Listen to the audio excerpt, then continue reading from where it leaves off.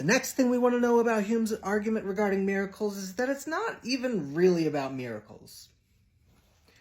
So, remember, the argument says that it's always more reasonable to believe that the testimony is false than that the miraculous has occurred.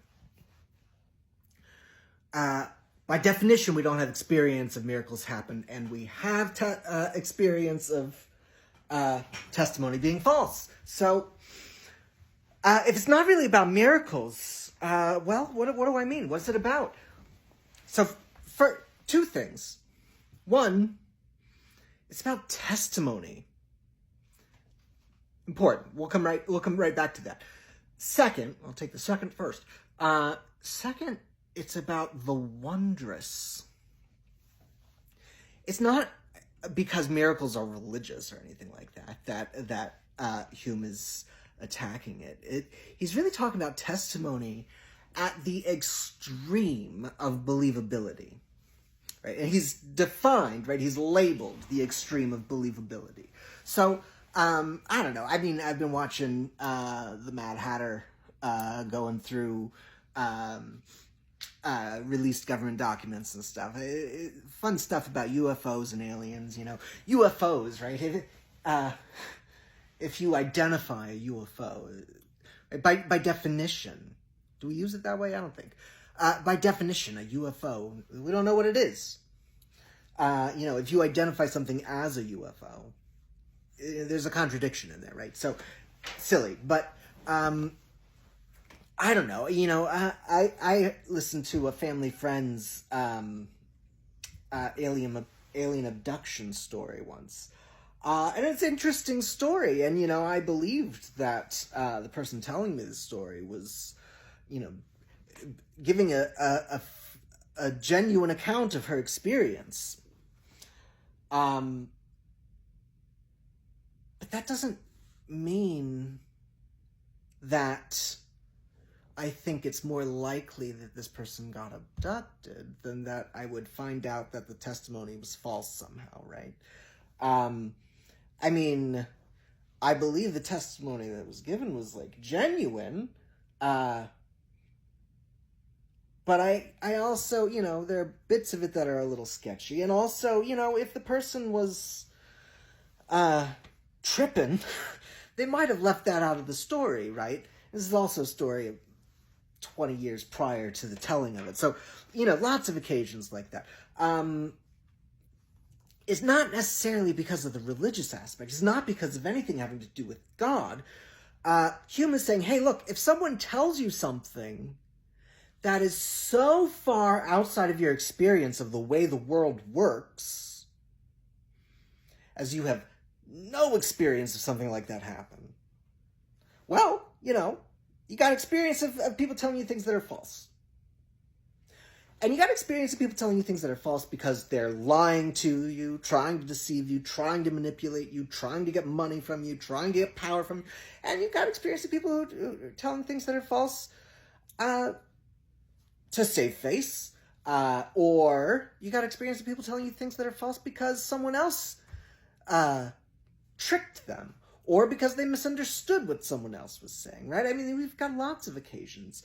Now, sometimes it's like, you don't know what to do, you know. There's also my grandfather's account of his healing. This is an interesting one. His healing of a serious cancer, right? And having like an angelic visitation during the night, delivering him. I mean, we got stories, right? And I won't go into it all, but there's a certain amount of it where you say, hey, you know, do people have meaningful dreams? Yeah, I've experienced people having meaningful dreams. Okay. You know, then sure, you know, my grandfather having a meaningful dream that spoke to him in his illness. That's something I absolutely, you know, it doesn't take a lot of testimony to believe something like that.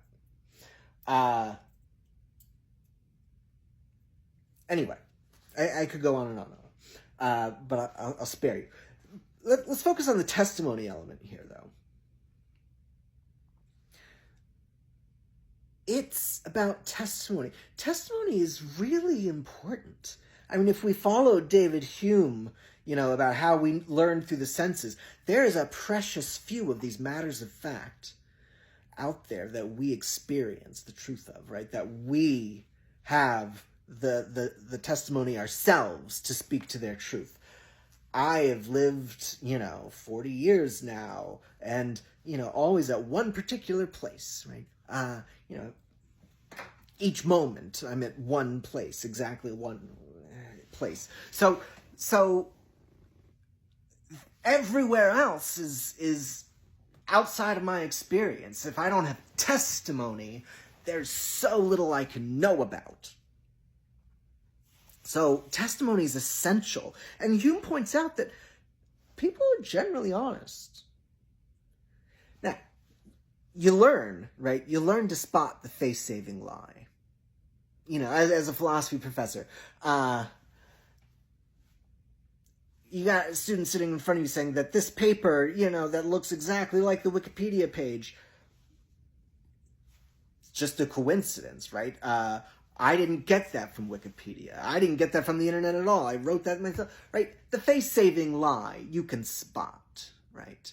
But when it's not the face-saving lie, when it's not there for power, there's a lot of them that's for power, some way or other, right?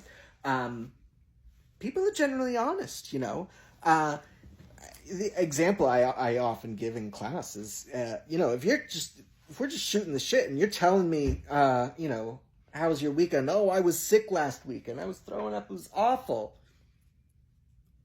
Zero reason to doubt it. This testimony is true. I mean, there's no reason for me to doubt this testimony. Versus, we got an exam. We had a paper due over the weekend. You're telling me that you didn't get to this paper because you were sick and throwing up.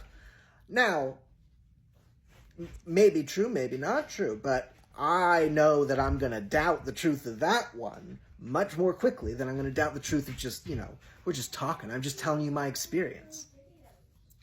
So let's think about what that means. I mean, what about your experience that's limited by your perspective in some way?